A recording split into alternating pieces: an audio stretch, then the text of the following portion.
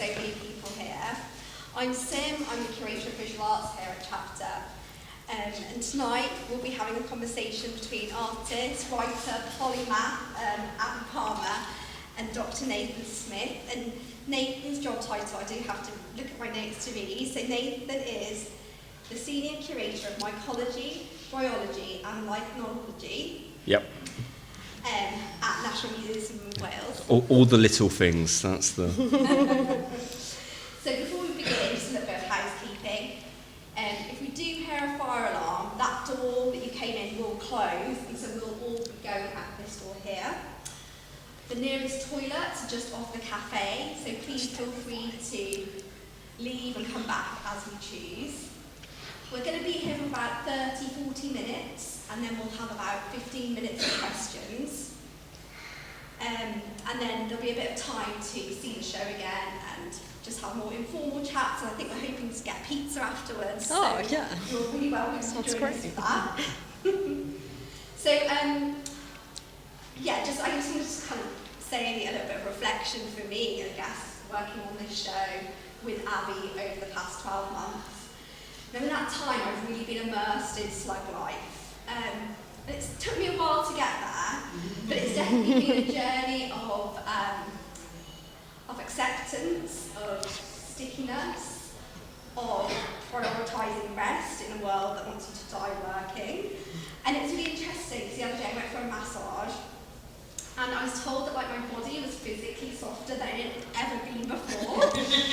So I felt like I was truly embodying slug life, and becoming more slug, which I really am. So before I just hand over to you two, I just want to say thank you to Dan, who is recording this evening, and also to Molly, who's organised the event. So I'm going to hand over to Abi and Nathan now, who will be our esteemed guides for thinking about slugs, fungi, and slime, and ways of being otherwise. So thank you both.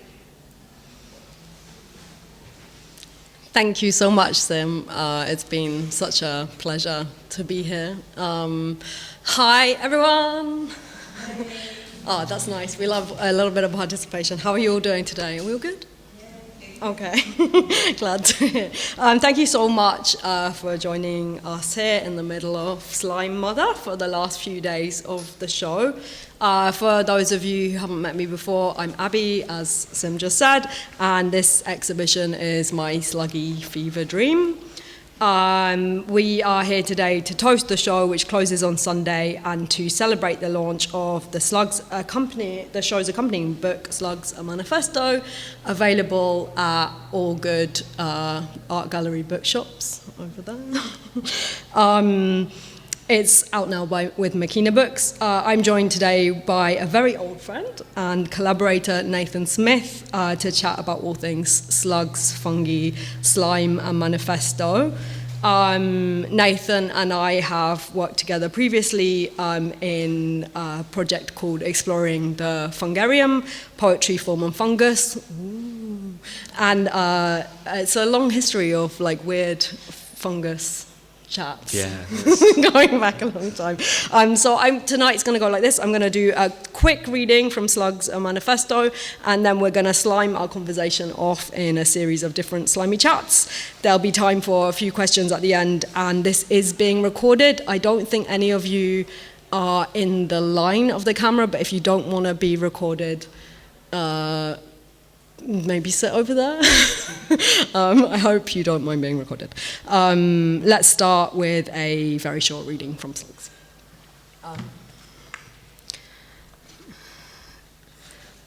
So I thought I'd read a little bit today from a bit that sort of, it kind of is a jumping off point where I talk very briefly about fungus and slime as well.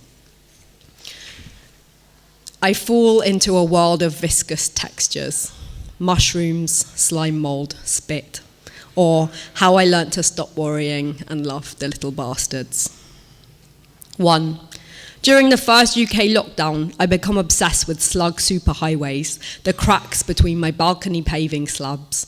I watched the slugs squeeze and contract themselves into the gap and then whiz off along slick lines at super speed, something to do with being able to push off two surfaces at once, the perfect width of crack, the thick, mossy lining lubricating their way. By the end of summer, my balcony gleams with their trails. 2. I taste my first dirty martini. As the night progresses, they keep getting dirtier, scummy on the top and thick with olive brine. Dirtier, dirtier, we cry to the barman, who can barely keep up with my greed. It is slug juice. I wiggle my tentacles and suck. I don't recall getting home. 3. A friend sends a video of a slug in their bedroom, dangling over the mirror from some kind of thread. It appears to be crawling down, spider-like. In the group WhatsApp, we do some research and discover that this is the way they take shortcuts, sliming up tree trunks and releasing themselves down in slippy threads. Unlike spider webs, the mucus they emit is fairly imprecise. As they get near to the ground, they will fall with a soft flump. The idea gives me shivers. Forests of slugs hung from sticky wet strings. 4. I begin to move more slowly again. I am thick-headed, heavy. I wrote a book about my sick body in water, and the biggest horror about it is that I cannot become water myself. I have too many joints and bones. Sometimes it feels like I can feel all of them. Slugs begin to look like the creature I would most like to be, boneless but flexible, slippery. I start to fantasize about gliding along on one sole, less parts of me to hurt, and sleeping under piles of damp leaves. 5. Slugs begin to penetrate my dreams. I am coaxing them out from my father's garden into glass display boxes, belly up. I am asking them to please stay still so I can pin them in place like butterflies, but they do not stop moving. 6. Friends and family begin to send me pictures and videos of every slug they see. 7. I buy a slug to learn more about what I'm looking at. I want to learn how to draw anatomically correct creatures. This is the most well-researched overview of British slugs and their life cycles, and the blurb still focuses on extermination and population control, like you can love them, but not too much. 8. Intrusive thoughts sit like slugs on the balcony, incongruous, unwelcome, loud. When I start to love slugs, I feel more able to pay attention to the thoughts and then invite them to ooze away back to the mulch at the base of my brain. I forgive myself. My brain is thick and foggy. I am soft and wet and oily. I think I'll leave it there. Now we can chat. Thank you.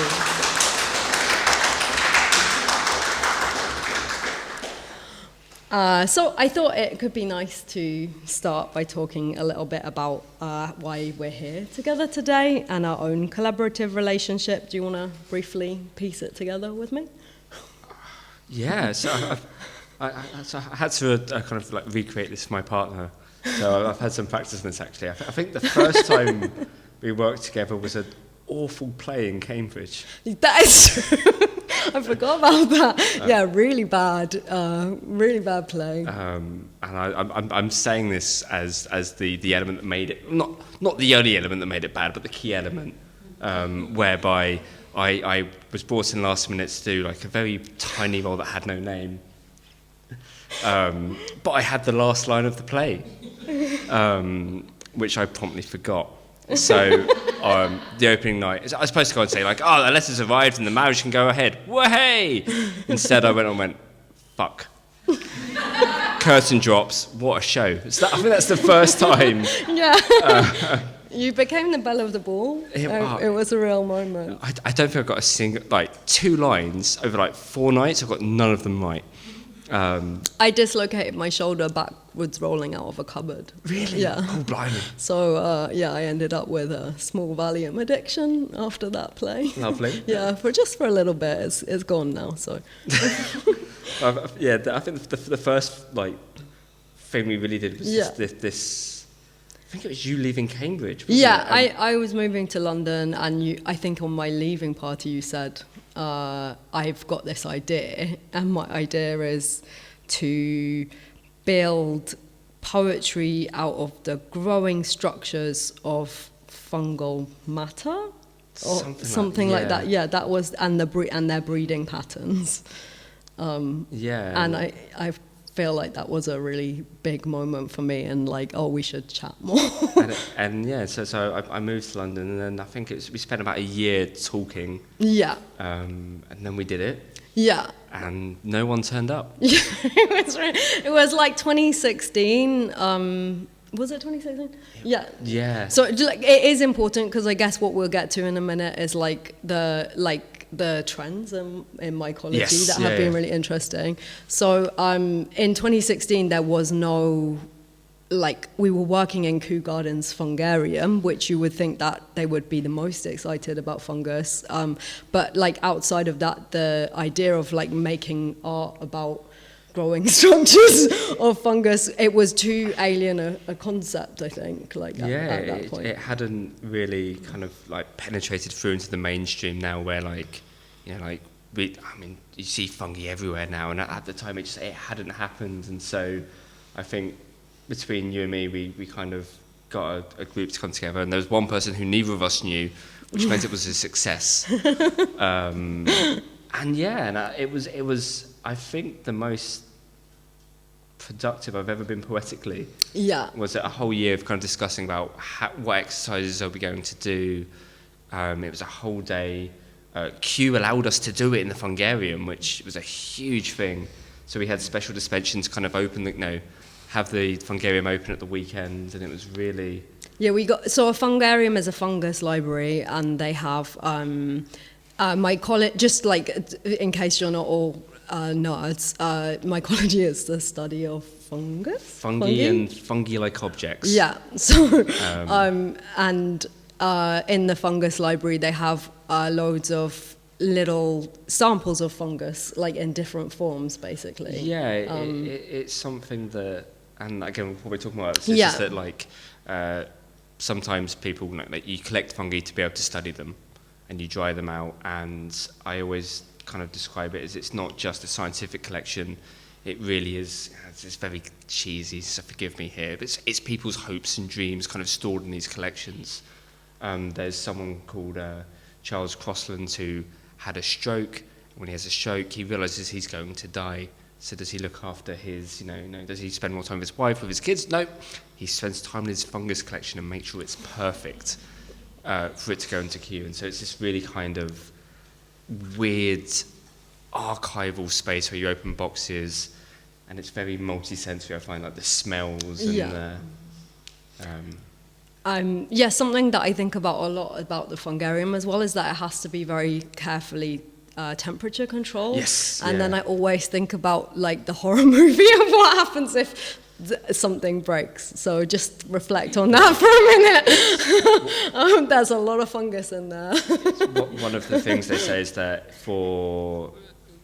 there's loads of boring laws about like transport of fungi across borders. And so, legally speaking, everything in the fungarium is dead. Realistically speaking, that's not the case. And so the temperature controls are very important in that regard. Yeah. Sorry. It's horrifying. And also, like, moisture control, right? Yes, so it's temperature and moisture. You want it not too moist, but not completely dry, because that's really irritating. You want it not too warm, not too cold, and it's very, very exact.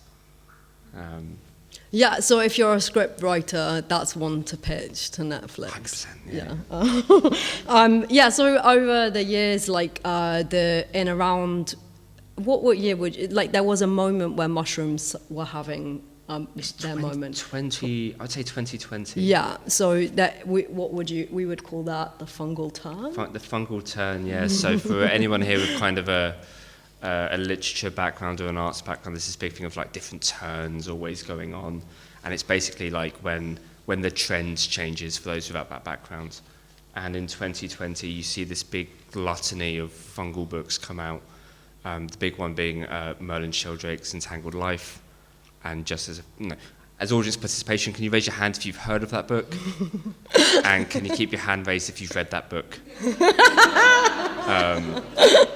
That's actually a lot lower than I was expecting, but the big thing is that a lot of people have heard of it. Yeah. And it's become that kind of dominant way of thinking about fungi. And so there's 2015 was Anna Singh's Mushroom at the End of the World, which took a while to kind of get going.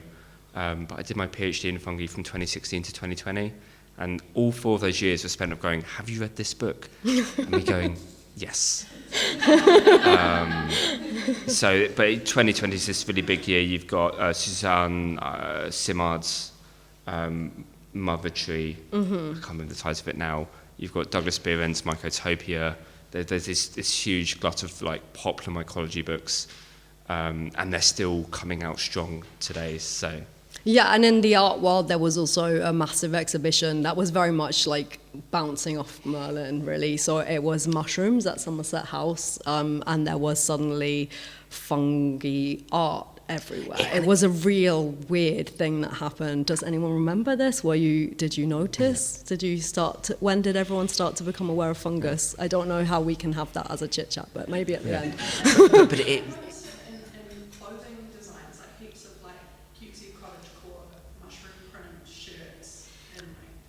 Yeah, 2020 was to fungi what 2010 was to owl prints, I feel. But I think it's one like, who walked up here from the town centre?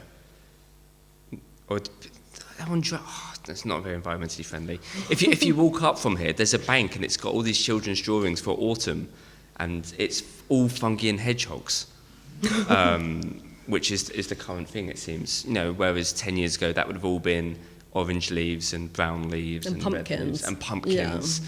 And so like it's this fungi event of the consciousness in a really interesting way. Yeah, I think so for me it was also a really exciting moment. And I think we were talking a lot around that time, and there was a little bit of like, it was bittersweet, right? Like it's a really exciting thing, but it felt sad, at least to me, that like we had gotten there just a tiny little bit too early with this idea. And by that time, like the Tumblr that we've made of all this poetry, which was really cool, had sort of died. But we started talking again about this idea of like the growing structures of, and the optimism around fungal networks. I was also sorry, this is a really long how did we meet conversation, but I was really interested in slime mold as well, which isn't a part of mycology, but it gets accepted under the umbrella of. Yeah, so very quickly in this, you've got when we talk about fungi, there's 2 words. There's fungi with a capital F,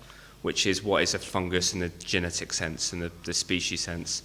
You've got fungi with a lowercase f, which the popular phrase, if it looks like a fungus and quacks like a fungus, it's a fungus, right? And so slime molds, they look like fungi in many ways, they behave like fungi, so they're completely genetically unrelated, but we consider them fungi because no one else is going to study them, so we kind of have to do it. Yeah, and fungi, I don't know, that was a really exciting moment for me. I mean, we'd been talking about them already, but like thinking about the way in which fungus and slime mold communicate was something that I think we were talking a lot more about. Right from the beginning, but I was writing my book Sanatorium then and becoming more and more aware of myself and like as a crip and queer body. Yeah, I mean, you had that really wonderful article with Wellcome collection, which is a real. I love it. I still use it to this day. It's a really kind of nice exploration. Yeah.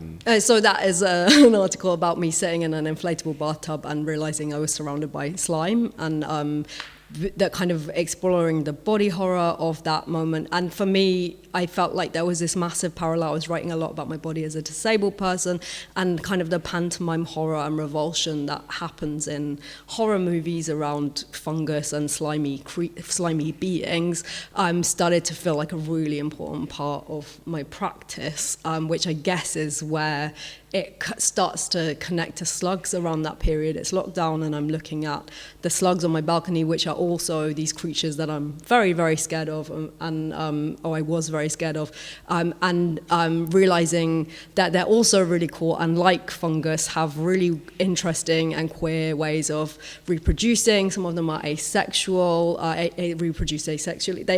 I think they all have the capacity to reproduce asexually.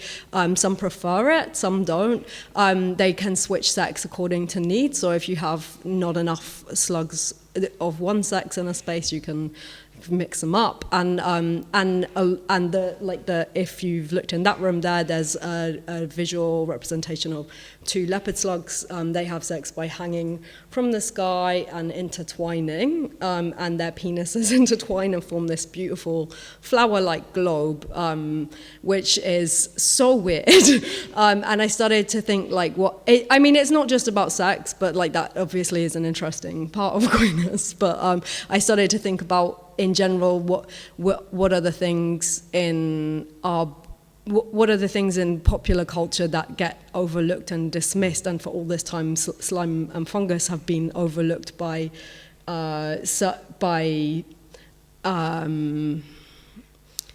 museums and galleries, for instance, until 2020, and the same with slugs. And I started looking back at the history of slugs, and so for me there was this connection between the fungus and the slime, and this idea of me as a disabled person who also you get treated with kind of a pantomime horror in popular culture quite often. So I started thinking about them as a space for exploring marginalized identity, and at that point you were also thinking a lot about marginalized identity and the working class and mycology as a discipline, I think. Yeah, so in 20, again, lockdown happened, right? We all spent way too much time online. I think we can admit that it's a safe space.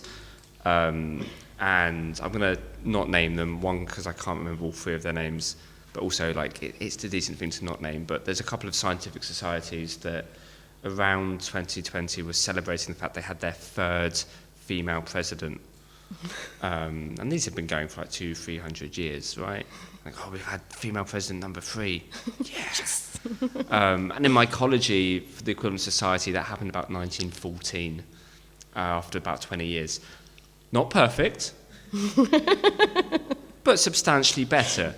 And I think that was kind of the idea that I started, and a lot of my work kind of focuses on working class mycologists, people who their factory, they worked in the factory, they were a factory worker, and their factory would give them leave to do fungal work. So it's, a really kind of working class solid identity, and kind of how it's navigated. And I think that's how I came into it, and I ended up writing something for museum people, essentially, talking about fungi as what I called minority taxa. And the idea is that there's lots of collections in museums that just no one cares about. And they all have similar characteristics, but they're not taxonomically related, they're not genetically related. And so saying, look, you can just classify them by the fact that they're all kind of ignored. Slugs would be an example of this. As well. It's things that are difficult to keep, right? Slugs are so difficult to preserve in a full museum setting. You really want to kind of keep them in a liquid solution. That's, forgive me here, a pain in the bum. And disgusting. And disgust. Oh yeah, all liquid collections are. They're also particularly awful if they get because all liquid evaporates, right? You might have noticed this, if you have an open bottle of spirits, it will decrease. If you're the parent of a teenager, it decreases a lot quicker. That's completely unrelated. But when they dry out, these collections do really weird things. And so the idea was talking about, let's group these taxa together and let's kind of put some focus into them. So that was the idea behind that. But that's for me that was really exciting to see this version of solidarity and within academia, where often we kind of pitched against each other in arts and even just across disciplines, art gets pitched against literature, academia, different subjects get pitched against each other. And I think something that has always been really exciting has been this idea of mycology as a discipline that's a vast umbrella, the fact that it would take on slime mold it feels like how I feel about queerness in a way, and cripness, like this broad church where you can be under that umbrella in lots of different forms. Yeah, and it's something that feel free to ask about this later on, but there's so many internal arguments in mycology, because there's so many people interested for different things. There's people who forage for fungi for food. There's people who forage for psychedelics. There's people who want to study them scientifically. There's people who want to study them as metaphors. And all of these people describe themselves as mycologists, so it becomes it's a very broad church, and also a very internally contradictory church, which makes it very interesting, because I don't think you can find two mycologists who have the same beliefs, and that makes it quite nice. And I don't know, they're also very anti-institutional. So a lot of my work is that, there are, there's botany departments, well, there's not actually. There's lots of plant science departments throughout the UK. There's lots of zoology departments throughout the UK. There are very few, if any, mycology departments, depending on how you define it. There are none, essentially, unless you do medical mycology. And so this idea that mycology sits outside of the institutions, sits outside of these pressures that institutions have, gives it a level of freedom. Yeah, as something that I really liked in the paper you wrote about the idea of this minority taxa was mycology being an and word, so it would be like plants and mushrooms, botany and and mycology, rather than so 2020 is where we get this sudden fungal turn where suddenly mushrooms are center stage, albeit in very niche fields. And it's I told Abi about this beforehand, but I didn't say what it was. But there's something that Abi wrote that really excited me, and luckily it's on that wall there. So there's this big turn. So like fungi were kind of like and words. So people would say we need to protect plants and fungi. Did you know that 90% of plants are whatever? And they're just the fungi would be there, but it'd always be and fungi. Now we have this big move, and it's recognised by the IUCN, which is the big international organisation that does conservation, that fungi are equal to plants and animals. It's a huge thing. So you get this, it's called the the fauna, flora, funga movements. They're all three are equal. Exactly. And where was everyone else on that? That's do you want to have another go? Hey. Fungal liberation for everyone.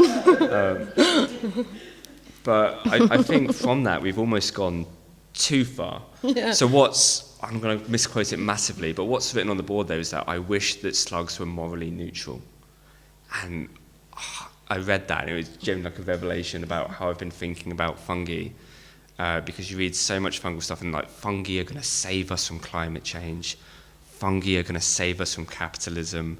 Fungi are going to save us from patriarchy. And my view, and it's a bit cynical here, but fungi don't care, right? They're going to be here. They'll be here afterwards.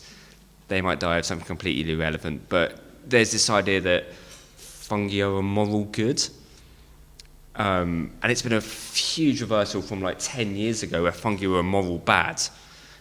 Which is where slugs are now, where slugs and fungi are kind of uniquely gathered in this group of organisms, along with like mosquitoes, of things that you kill first and ask questions later. But fungi have been pulled from that bag and put into this new bag where fungi are really, really good, and we should be looking after fungi, and fungi are going to save us. And it's this really kind of like looking to fungi for moral guidance. Yeah, like moral absolute. It's like fungi can advance our consciousness, can cure all our ills, can connect in revolutionary ways. There's the Wood Wide Web, which is where mycorrhizal fungi can talk. Is it mycorrhizal? Yeah, so it's the idea is that like in forests, each tree is connected to multiple fungi, and each fungus is connected to multiple trees. Therefore, everything's connected to each other, and theoretically, everything can talk to each other. And that's the idea of the Wood Wide Web.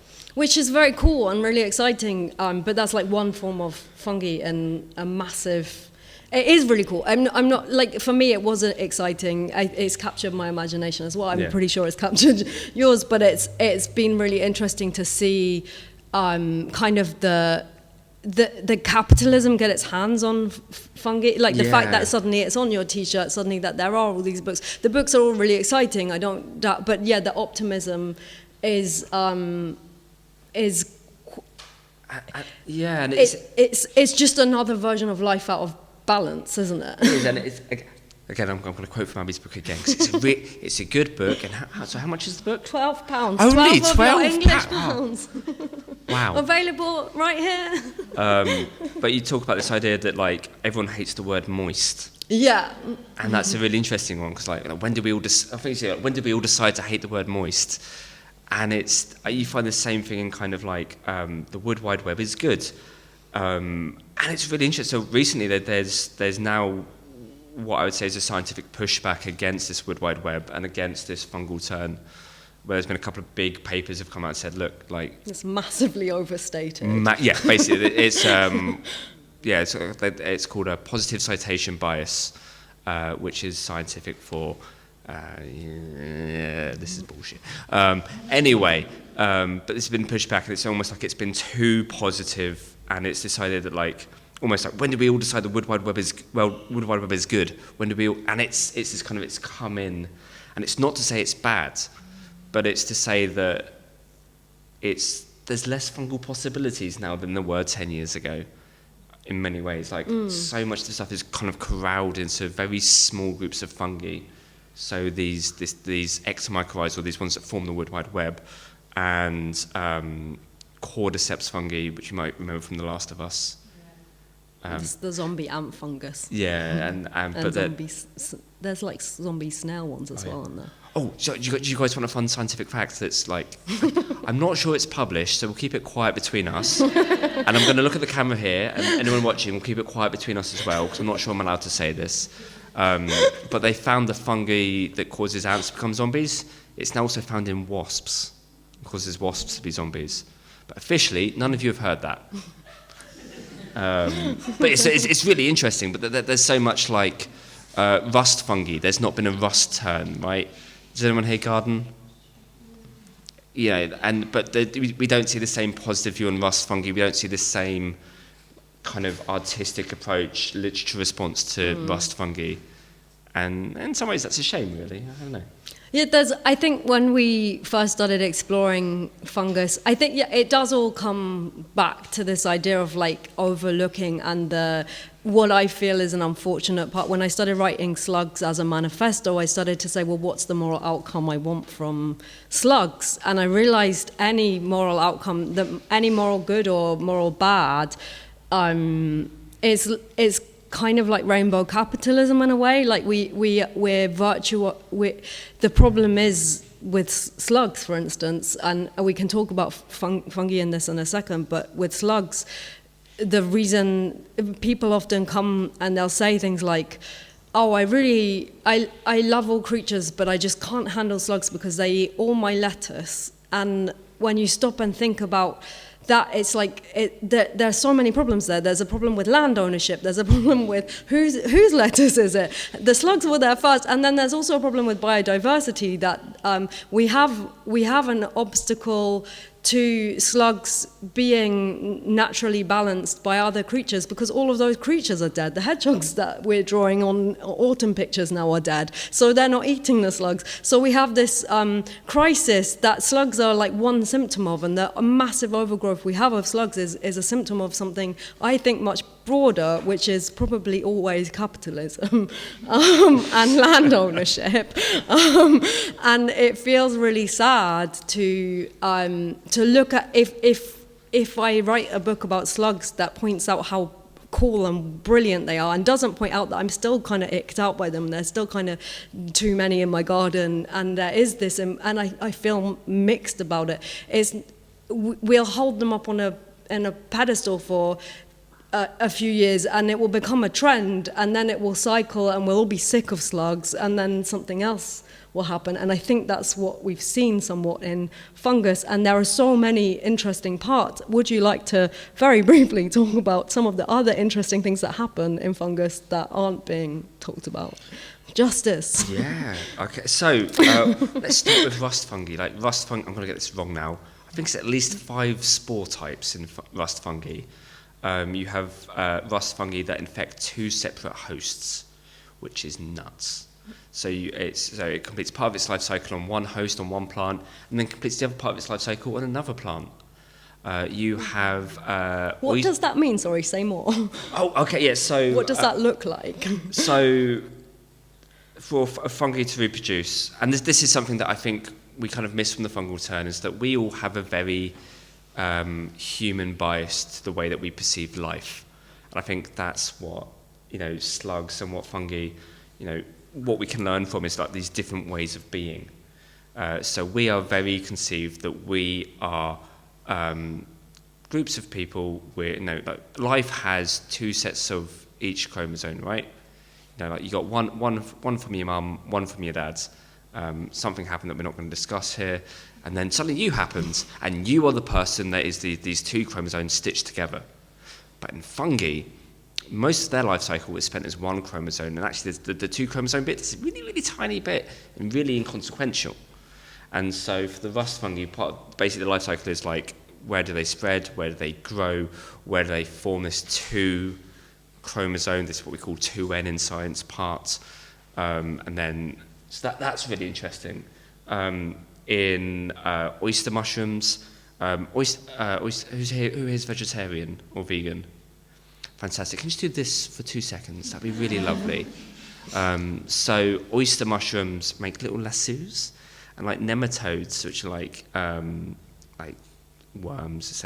They're not worms, but let's say they're worms. They go through and they go through the lasso, and so you've got mushrooms that hunt, which is quite neat. So the oyster mushrooms hunt the nematodes? Yeah. Okay, interesting. You've got... and then when we're eating oyster mushrooms, are we also eating the nematodes? Probably not, because we farm them, but it's a fun fact. It's a nice story. If you collect them from the wild, you probably are, but who knows? You've got some fantastic things with orchids. So orchids form mycorrhizal relationships, but orchids are parasites. So they tend to kind of like suck the life out of the fungus they make the relationship from, and they need different fungi depending on where they are in their growth cycle to germinate. They need one to hatch from the seed. I know hatch isn't the official term, but I forgot it. They need one type of fungus to grow as a young orchid. They need another type, and as a mature orchid, they need another type of fungus. And some of the issues we've had with rewilding orchids that have become extinct in the UK is that actually we can't find the fungus anymore. We'll leave it there. So there's lots of interesting stuff happening in fungi that shapes how we can view life. And I know. I'll stop there. No, I think that's great. Thank you so much. I think something I wanted to ask you about as well is you talked I think you've touched on this briefly, but the idea of mycology as metaphor or as a genre rather than a discipline, which I think is what you're looking at the moment a little bit. What does that mean? It comes from there that I want my writing to be playful, and I think that's something that I think in academia you get so caught in the rat race of trying to write stuff that's relevant. That I'm deeply trying to go the other way and write stuff that's completely irrelevant. But I'm really interested in this idea of fungi as mycology as a genre. And so when I was writing my PhD, like this idea of like a discipline became very controversial. How can mycology be a discipline if it doesn't have an institution? How can it be a discipline if it doesn't have a professor? How can, And so I was using this word community. Like these are a community of individuals that are interacting with each other. But then they're a community of relatively isolated individuals who are communicating to each other through writing. And there's this beautiful quote about George Edward Massey, who I won't talk about because absolutely nuts as a person. So if you want to ask a question, please do. He's great. But there's this quote about Massey from Blackwell, I believe. And she says, for people of my generation, Massey wasn't a person, Massey was a book. There was a red Massey, there was a green Massey, there were 4 volumes of Massey, and they were very lovely. Who is Massey? Massey was a curator, was the second head of mycology at Kew. So he's one of these famous, increasingly famous mycologists.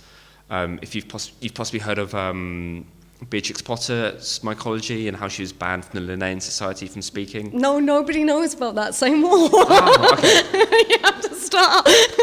Right, back to the beginning. Beatrix Potter, she wrote the books about the rabbits and all that, right? Yeah. So before Beatrix Potter did the books about the rabbits, she had a interesting an interest in fungi. The extent of that can be debated, but she was quite strongly interested. She spent some time at Kew, and she had these ideas about fungi, which, if I'm being blunt, from what I understand, are probably wrong. But we're all allowed to have wrong ideas, right? That's what makes us human. And she wrote a paper, and she wanted to present the paper to the Linnaean Society. The Linnaean Society is kind of one of these central societies of natural history. It's a real central hub, named after Linnaeus, who did the whole taxonomy thing. And she was not allowed to read this paper because she was a woman. And as we all know, women can't. And it's held up as quite rightfully one of these things that, you know, these barriers that women had to entering science as a hobby, as a profession, as all of these things. The thing that's often left out of the story is that the paper was read at the Linnaean Society, and it was Massey who read it on Beatrix Potter's behalf, despite the fact that I think he quite strongly disagreed with the paper, but was willing to give it a reading anyway, which is always quite a nice thing. But yeah, so he's a very interesting figure. He lies about everything. It's great.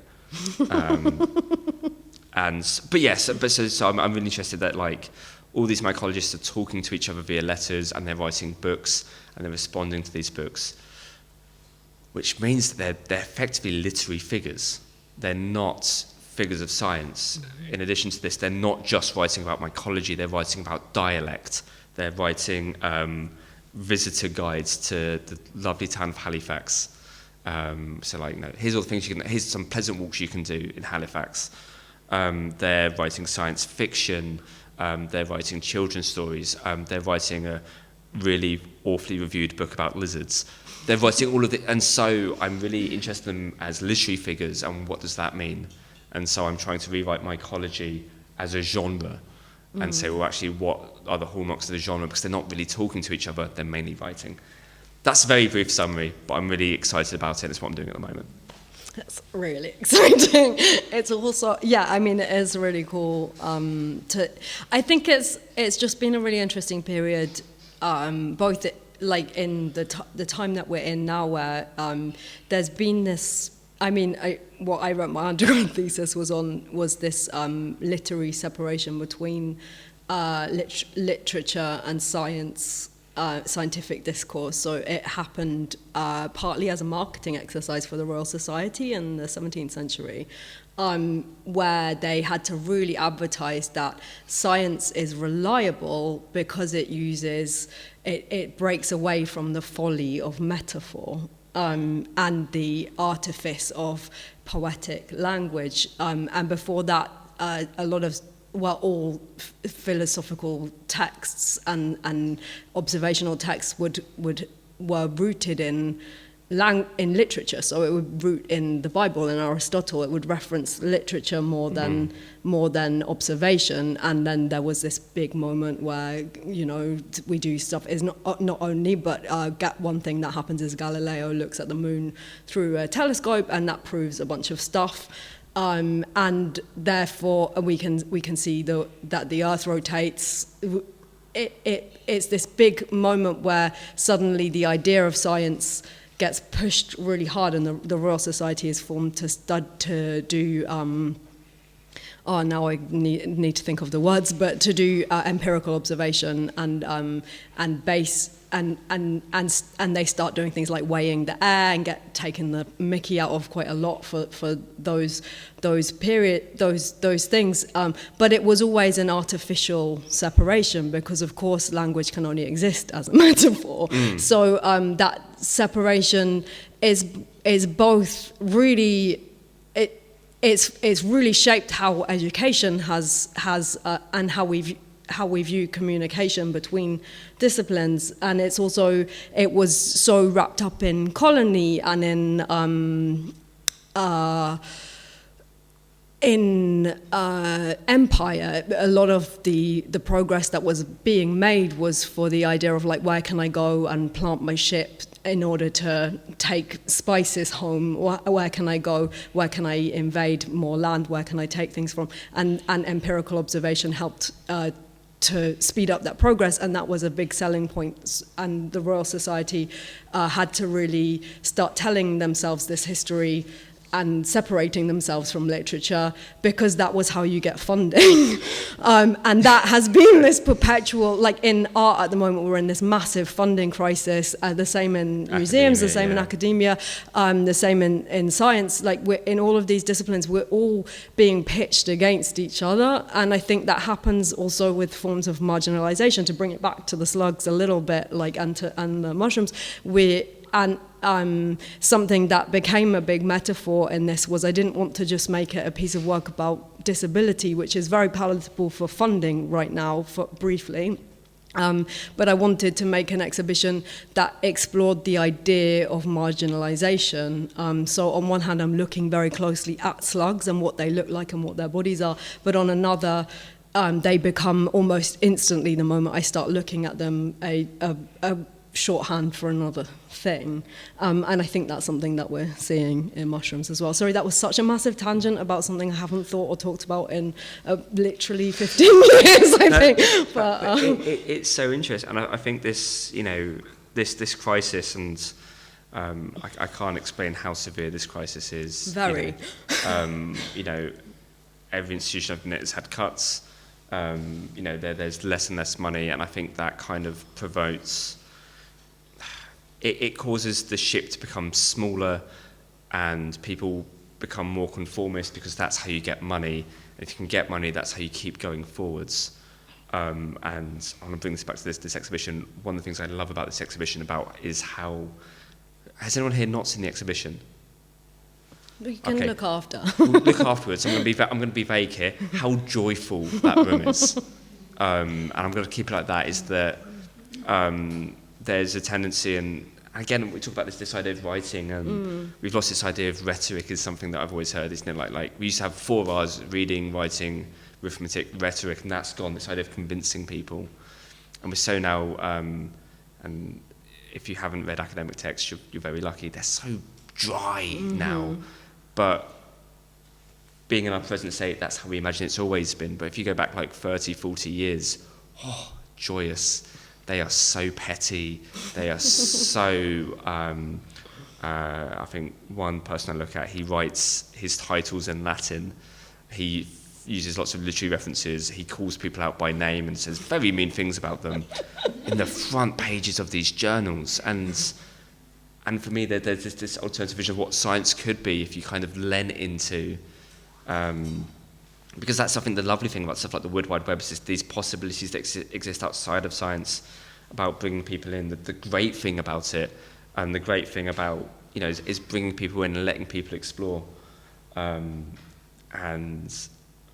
what I love about Abi's work, and what I've always loved about Abi's work, is this ability that it kind of is so open to exploration. It's so curious as work.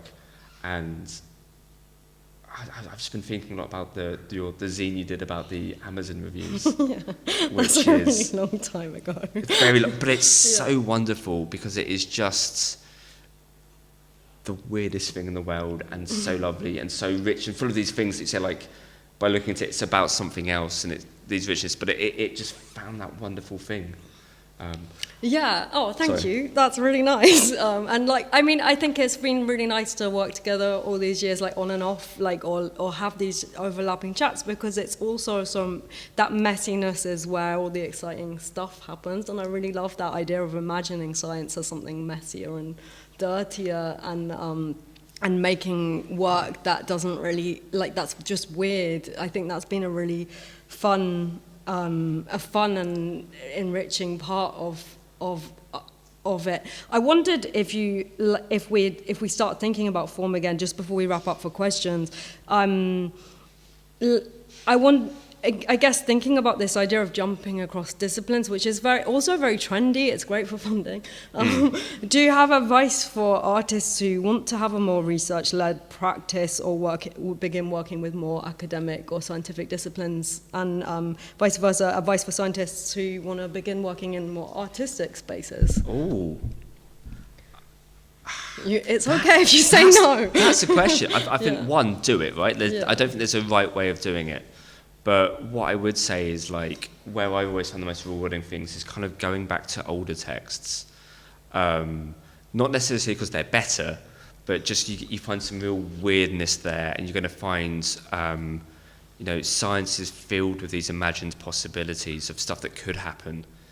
The classic way of talking about this is, like, if you watch old sci-fi films, it's the distant future, the year 2024.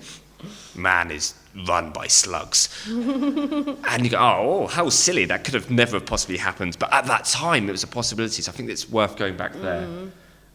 I think the other things where it's like, let go of the pretensions of both, right? Yeah. I think in science, there's this whole idea of, like, science being the only way to explore the world, which is, and, like, you see people, from the science side try to go into the arts field and try to bend it to how can this, art exists to bring people into science. And it does, and that's good, but I don't think that's the only purpose. And I think from the art side, there's this feel like science exists as substrate for the arts. It does, but it's not. And there's this really messy, beautiful world in the middle of what happens if you just meet. And I think, if you just talk and find these common grounds and find these weird things to explore. I think like approaching it with less certainty, not more. Like, 100%. Like the idea of embracing that mess, and we might have been dunking a bit on the optimism, but if you find of various forms of mycology, but if you're finding that optimism, it's just allowing space for questions. I think that either in science has no absolutes either, and I think that's a common mistake. And something that helped me, for instance, with writing Slugs, was realizing I'm not a slug expert. I don't have to. I can't pretend to be one of those. So the manifesto becomes very personal in places. It's my reaction to information that exists, but I don't know everything. Also, don't be afraid to seek out people and ask them. I started answering my own question. Sorry, but no. But I think that, so it's like generally like reach out. Like I can't explain how many boring emails you get working in science. So like interesting emails. I want to do some weird stuff. 100%. Top of the email pile. It really goes there, and it's one that, and I think Sheldrake's book is very good. I think Anna Zing's book is very good. But I think if you use that as your core text, then you're only going to be you're not looking at the thing as a whole. You're looking at their interpretation of the thing, and it becomes a reflection of reflection of reflection. And I think that's often where I think these things can often go wrong. I'm not saying that they have, just saying I think that's and I think it's one that like.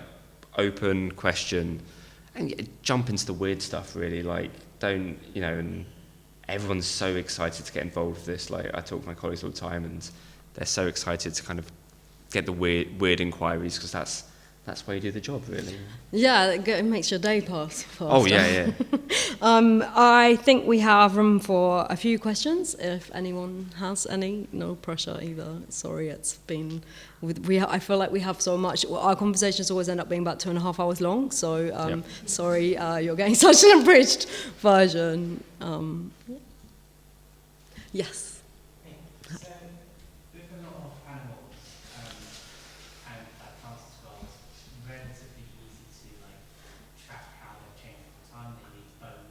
Slugs don't need bones, fungi don't need bones, so and people are so excited about finding new things, what stuff do we have no idea about? What's it like in this field where there must be so much more room for what have we missed? I'm gonna, that's a really good question. Yeah, there is, what are they called?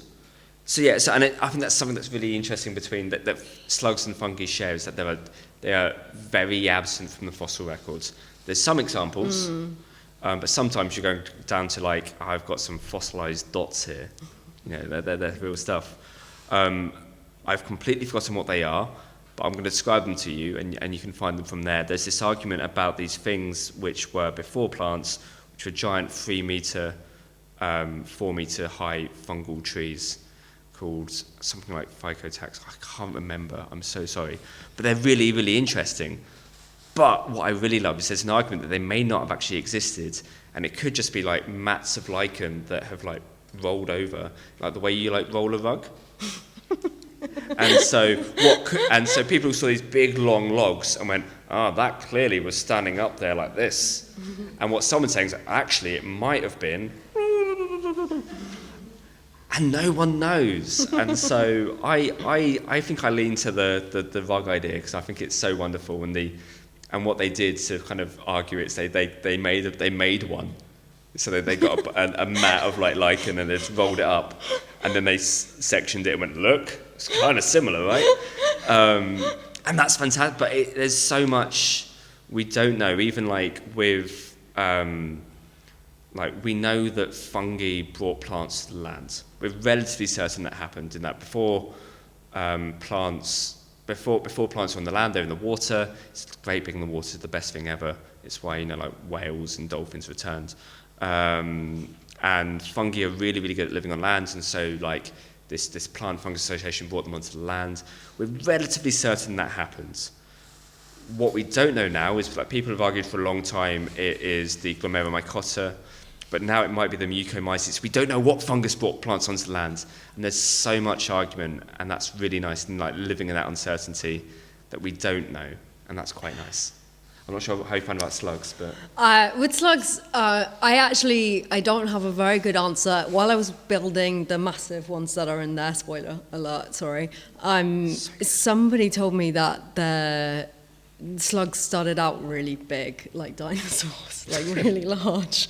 And I don't know if that's true or not, because I did not have time to look it up. So I love to imagine that is true.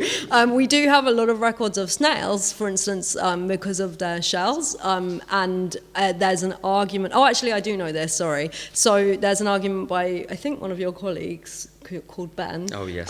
Who has said that there's an argument that slugs evolved from snails in order to become faster and to become more disgusting, or becoming more disgusting was part of their survival strategy. So slugs are actually quite quick compared to, it's a misnomer that they're always slow. They can be slow, but they can also move in the right conditions really speedily.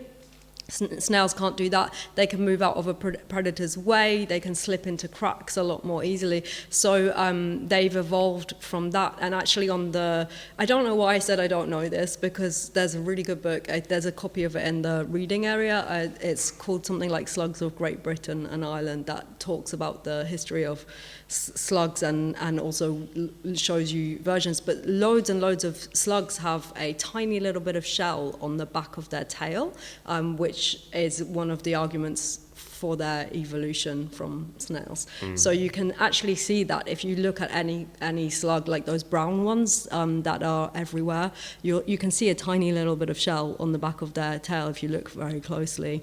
And it's really cool.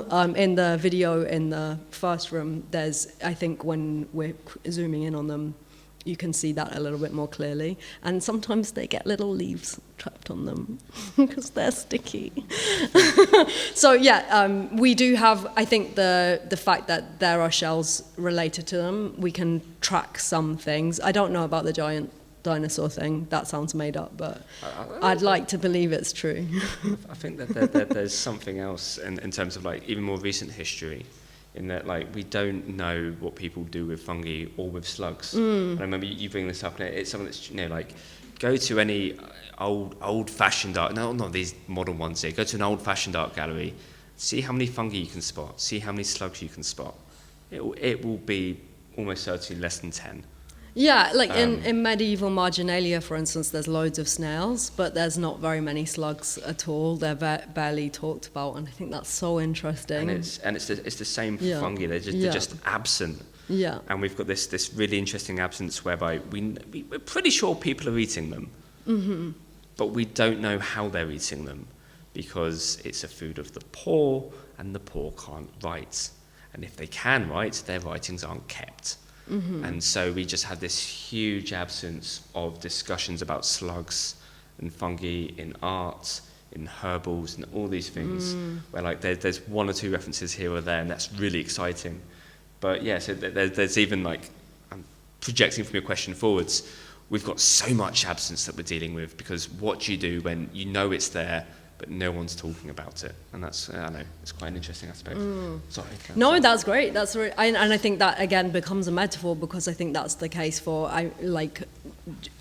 gender, gender and queerness. Like, it's, for instance, and disabled lives, like, for instance, like there are so many for instances, like you could switch that for almost any marginalized identity, and it's not that it's not there, it's just that it's not being perceived by the people who make decisions as worth documenting, or people aren't given permission and tools to document it. So I think that's really interesting.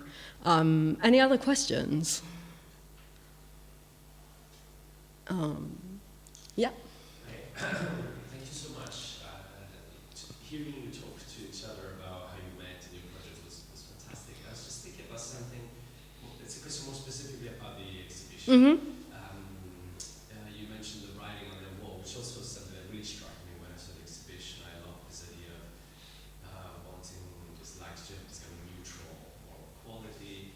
Like what would the world need to be for humans to be neutral? I love the creative thinking there. And I also really love the religious iconography. I was really struck by that. And I just wondered if you could say something about how those two things relate. This notion of not putting something on a pedestal, but then playing with the iconography of religiosity and actually playfully putting slugs in a kind of reframing slugs in that way. I wonder if you could. Yeah, I'm happy to talk about that. So for the camera, that's a question about how can we reframe, what can I talk about the exhibition and its relationship between putting slugs on pedestals, it sounded bad, pedestals, and deifying them. That was a very quick summary of your question. So for me, that was a real starting point. When I started looking at slugs, it began as almost a joke with myself. Like I was playing with the idea of where are they within marginalia? Why have they been so overlooked? There's a lot of memes on Twitter about snails in medieval texts, for instance. A lot of them have been deleted now since Twitter's transformation, which again, we've lost our entire archives of things. I'm sure someone screenshotted them, loads of people, but it's interesting to think of snails being a metaphor and existing as a metaphor, and they existed in medieval texts as a metaphor, and it's all these different ways, and slugs just being absent. And if you type into Google where are the slugs in medieval marginalia, it just takes you right back to snails because it sees them as the same. It doesn't see a distinction, but the massive distinction is one is represented artistically and one isn't. So I started playing with this idea of, I think it was about belonging. So this idea of spaces and institutional spaces in which I'm not welcome. I grew up in the Catholic Church. I'm queer. I wasn't really Catholic. My mum lied to a priest. I did my communion knowing that I was a sinner because I wasn't meant to be there. So this idea of not belonging and knowing there was something wrong with me fundamentally felt like something that has echoed across spaces I've existed in, and the idea of being structurally unwelcome. Sometimes it's just by design. I use a mobility scooter, so nothing makes you feel more repulsive and like a slug than what happened to me today. For instance, I got to Bermondsey tube station to come to Cardiff, and you realise the lift that's been down for a year and working for 2 days is broken for the second time in two days. This kind of horror with how little you're talked about or looked about or magnified. And I wanted to sort of play with that tension. So I wondered what would happen if I started deifying those creatures and putting them into places, seeing this. It was a kind of a very complicated metaphor for me. I started with the play of it and squeezing slugs into shoes where they don't fit, communion shoes, and squeezing them into places and thinking about them as something, as mystically relevant, you know, like there's in the stained glass windows you have these two St. Catherine of Siena on one side, and Padre Pio, who's also a controversial figure, on the other, and the slugs become central figures within those stories, in really elaborate and silly jokes, which make me laugh, but I'm not sure are funny to anyone else. And I wanted to, I think for me it took me a long time to understand why this was happening. It was a very playful process, but it was so much about feeling welcome in a room and institutional experiences. I'm very interested, as we've talked so much about discipline and academia as a discipline, art as a discipline, these spaces that are designed to make you think in a certain way, and I'm just interested in the experience of being unwelcome in those spaces as well, and what happens if we force our way in playfully. I guess that's a very brief summary. I hope that made sense. Any more questions? I think we've got room for one more if anyone has one. It's also fine not to. I think I had a question for you, Nathan. If no one else, did anyone else have one? Sorry, I don't want to. What are you thinking about now? So I'm thinking about a couple of things at the moment. So tomorrow I'm at the Linnean Society. I'm presenting a paper about Cambridge naturalists. But what's got me thinking about that at the moment recently is that, and it came up with this, you mentioned Twitter, is that the impact, all these people died at the wrong time. And when I say died at the wrong time, they died in 2000 or thereabouts, which is this Web 1.0 area, and it doesn't exist anymore. And so I can't find obituaries for these people, I can't find any records of the end of their lives. And so I'm really kind of thinking about that a lot. Something as well I'm thinking about is, what I'm going to frame here, and I'm going to use a lot of quotes here, is plant monstrosities. And so there's a really rich scholarship in terms of looking at animal and human monstrosities, which is a very dehumanizing language. And it is a really interesting scholarship that is coming from a lot of physical disability studies, but also from the history of science, talking about how do these words come in, how do we view the normal self, and how is that defined by the abnormal, and there's so much going on there, and none of it is talking about plants. And we live in a world of plant monstrosities. Carrots weren't supposed to be orange, bananas weren't supposed to have seeds. These are all things that are deeply, deeply abnormal from a plant perspective. And so I'm trying to, this is a very long project, write a long history about the this concept of how does the concept of monstrosities play into plants, and how does that interact with these same evolving thoughts about human monstrosities in terms of religion, in terms of science. And I know lots of little projects. Working in a museum, I'm out of the academia rat race. And so, like I said, I just want to do the weirdest, silliest papers. I've written about golf balls. I've written about cricket. I've not done anything on darts yet. So if anyone has anything with darts and fungi, send me a message. I'll support it fully. 100 and fungi. Sorry, that was... Yes, we're in. Okay, that's the paper title. Yeah, done. Problem solved. I mean, did we mention the one thing that we never did? Yeah, so we should mention. I think I was trying to get us there, and then we just it was too exciting, and there were too many things to discuss. But yeah, we started working and applying for funding in 2020, 2021 for a project that was a lot more nihilistic than some of the other fungi and it's fed so much into this project. It's called Molds Manifestos for the End of the World, and it's a lovely title, right? Thank you. Yeah. It was this idea of exploring the fungus and slime and all things mycological through literature, but through this idea of the kind of crisis, especially that we were in 2020, which has again pivoted and in some ways feels better, in some ways feels a lot worse. So thinking about, but without some of that fungal optimism, or with a more nuanced I think it was relationship. To embrace fungi on their own terms, really. And it was this idea that one of the consistent things I think that's present in the fungal turn is this optimism. And in some ways that's well placed. In some ways I think it's very admirable. But I think it's possibly where we were in life, where I was in life as well. I was very nihilistic and actually, what do fungi care about? How can we write all these?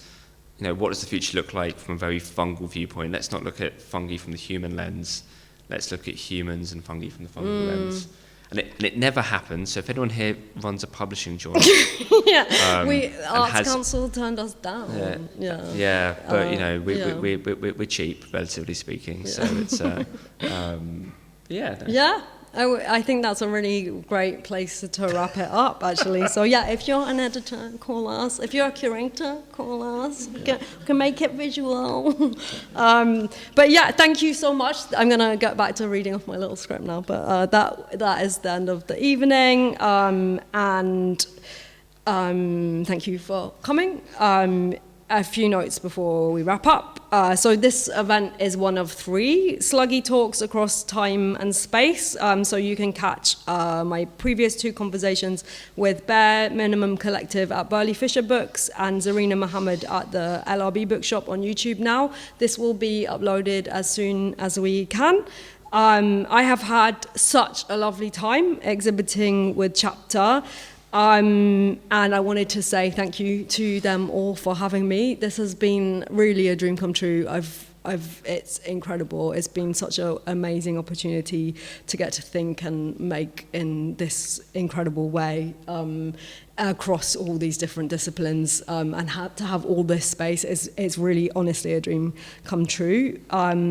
Before we slide completely into wet slug autumn, I do have a little competition on social media, so you can find information via Chapter's Instagram or my own, but basically I'm looking for the hardest, sluggiest or slimiest picture with the hashtag hot slug summer never ends, which felt really true when I started this competition, and now less than a month later it does not anymore. I think we're in winter now. So you can, if you do that by the end of October the 5th, you have a chance to win a cool hat, a signed copy of Slugs, available at all good bookshops, and some hand-drawn slugs by me as well, which is quite a cool prize, I think. I haven't drawn them yet, but I promise I will. So you can find information about that online. Slime Mother shuts down on October the 6th. I want to say some thank yous. So thank you to Chapter for hosting this sluggy exhibition and talk. Clap, clap, clap, clap, clap.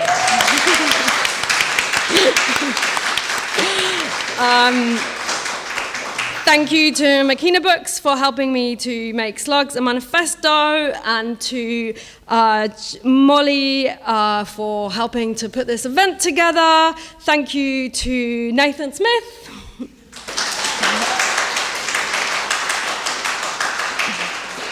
And thank you to you, the audience, online and in person, for being here with us today to celebrate in a slimy, fungusy fashion. Have a lovely evening. We'll be sticking around and you can see the exhibition for a bit. So.